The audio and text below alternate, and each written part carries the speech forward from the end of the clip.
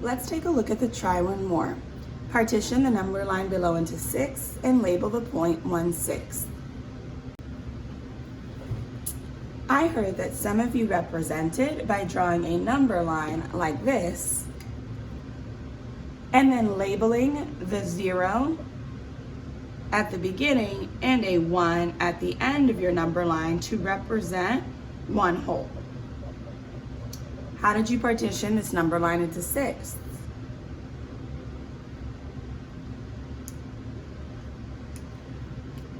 I heard you say that some of you drew 6 lines because the denominator is 6, which tells us that we need 6 total parts in one whole.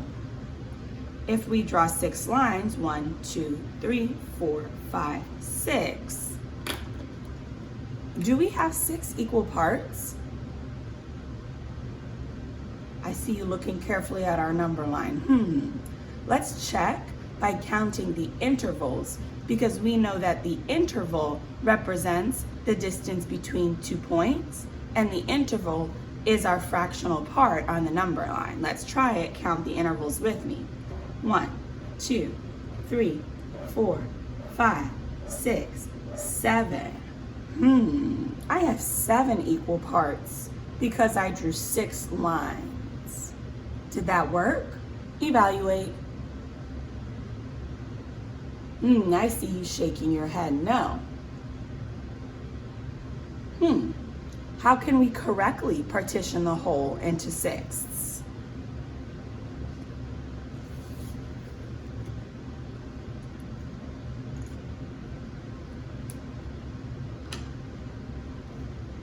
Share your answers out loud.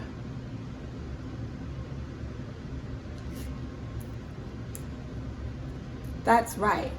I heard you say that we can try using related fractions to help us accurately partition a number line.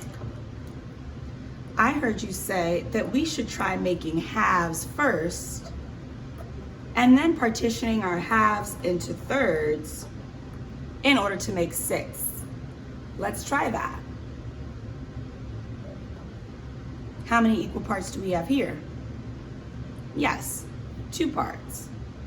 Now let's partition our halves into thirds.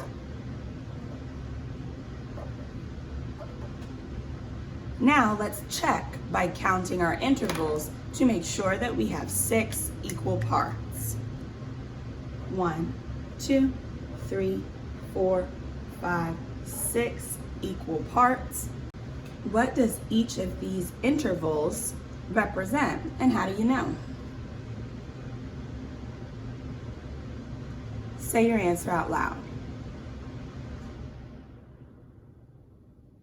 I heard you say that each one represents 1/6 of the whole because there is one whole, the space between 0 and 1 on this number line, and it's partitioned into 6 equal parts. Nice job. The problem says to label the point 1/6. Where can we label 1/6?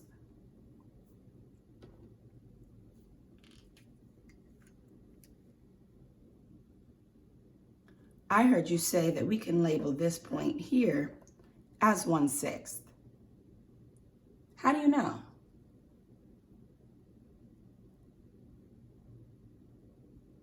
This is 1/6 because there are 6 intervals or parts in one whole, and 1/6 shows the endpoint of the first part.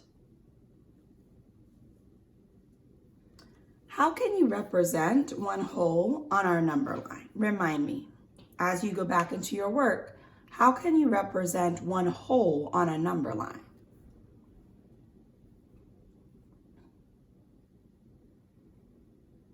That's right. We can represent one whole by marking the whole with 2 lines. 0 and 1 represent one whole. The distance between these 2 intervals, 0 and 1, represents one whole. How are parts shown on our number line, and how can you identify a unit fraction? How are parts shown on our number line, and how can you identify a unit fraction?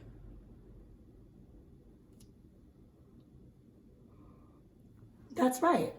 Parts on our number line are represented by the distance between 2 points or 2 lines on our number line. We can always identify or represent a unit fraction on a number line by thinking, how many equal parts are in one whole? That's the denominator from our fraction. And how many parts are being referred to? That's the numerator. Remember, just like we did on this number line here, we can always partition our whole into equal parts by thinking about related fractions such as halves, fourths and eighths, or thirds and sixths, in order to help us make sure that we have the right number of intervals and that our intervals or parts are the same size.